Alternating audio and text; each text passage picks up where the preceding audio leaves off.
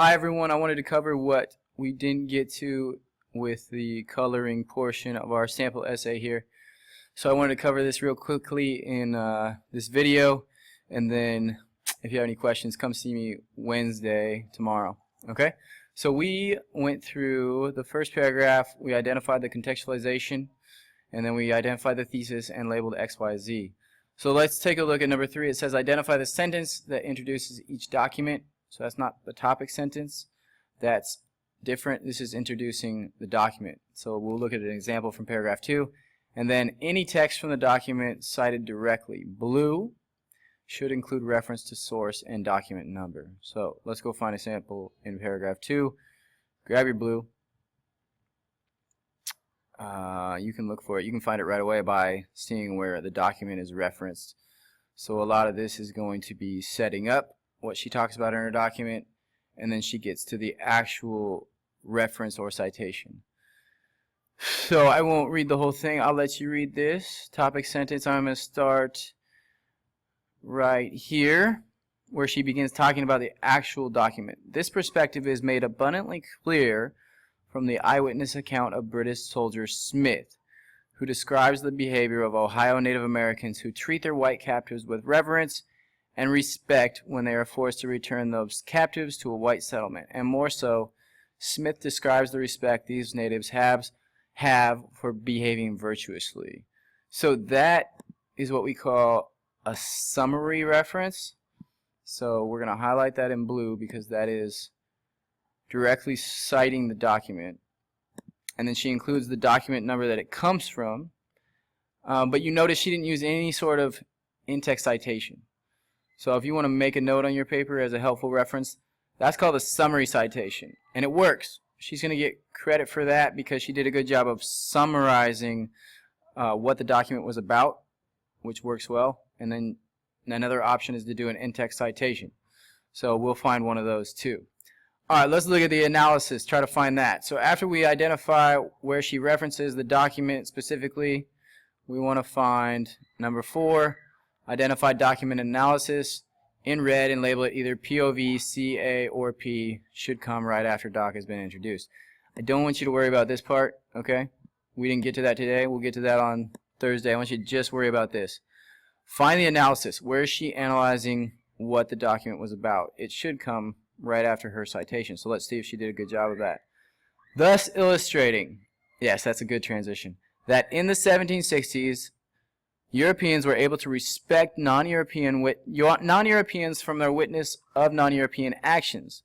Furthermore, the respect for non-Europeans in another part of the world, Africa, is revealed in an early industrialist creation of a ceramic medallion which argues for the freedom of slaves because they are humans too. We've got two things here. She's got analysis of document 1, so we're going to label it red. And then she begins and introduces document 2, so she connects 2 of the documents. And we're going to label that blue. However, this document should be critically viewed. It was made for, because it was made for an abolition of slaves trade association, thus not necessarily representing a popular view. That's analysis. That's recognizing the author's bias, point of view. We'll talk more about that.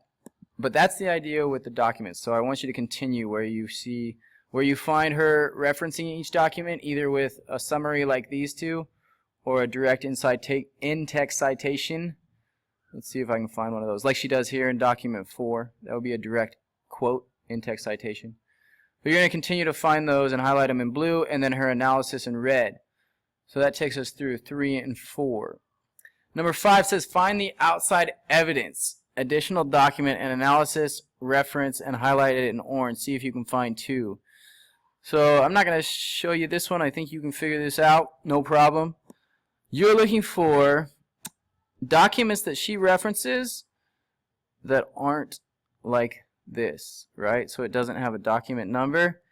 It comes from her own knowledge. She will compare something or make reference to something like this one right here.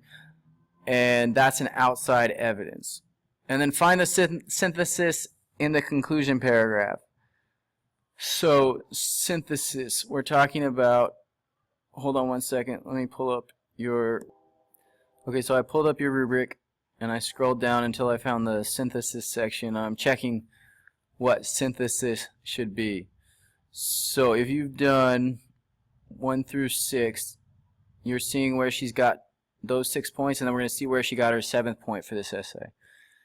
In her conclusion paragraph, she extends the argument by explaining one of these things: the connections between the argument and one of the following: a development at a different historical period, so it could be something before 1760 or after 1910, and she makes a connection to her essay. A course theme and or approach to history that is not the focus of the question. She analyzes something outside of the question, so she looks at maybe Persia and makes a connection to society, and she analyzes that in detail. Or she compares what we're talking about here to another area of study, economics, trends in government, something along those lines. So in her final paragraph, you're looking for one of those things and highlighting it in pink.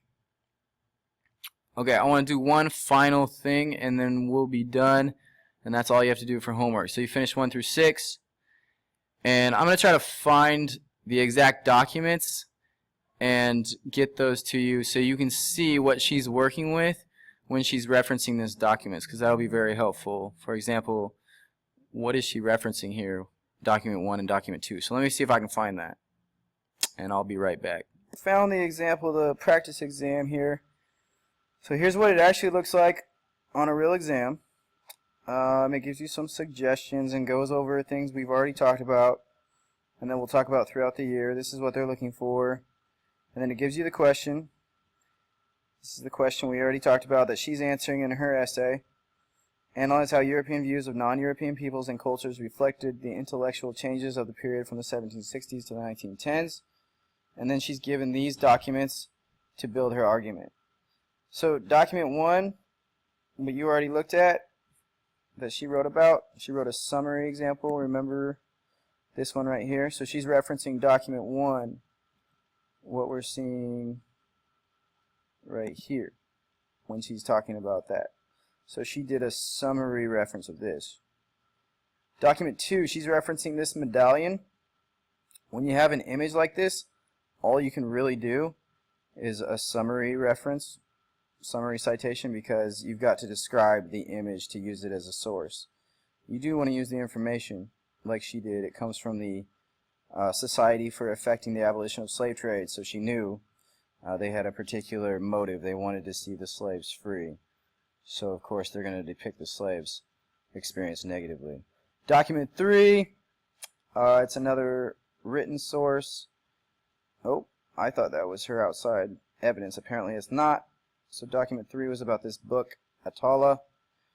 If you want, if you're curious, you can pause the video and actually read these, but that's not my purpose. I just want you to see what they look like. Document 4, moving forward in years 1885.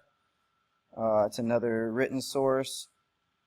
We'll talk more about these later and what to pay attention to. I just want you to see what it would look like.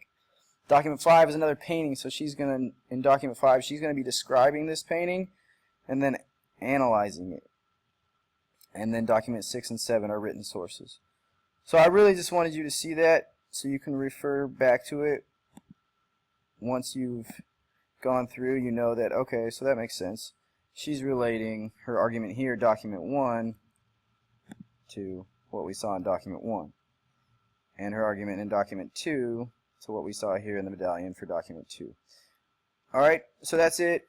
Yours should be color coded, I guess, color coordinated, color differentiated the whole way through. And then it says answer the following questions below once you complete your review. I do want you to do that, okay? So 1, 2, 3, 4. I'm going to have to update that. 1, skip 2, 3, 4. Ooh, I don't like those. I didn't finish those. I'm sorry. Okay, don't answer those. We'll review those in class. Alright, so you're just highlighting the essay. Thank you. Everybody have a good night. I'll see you tomorrow.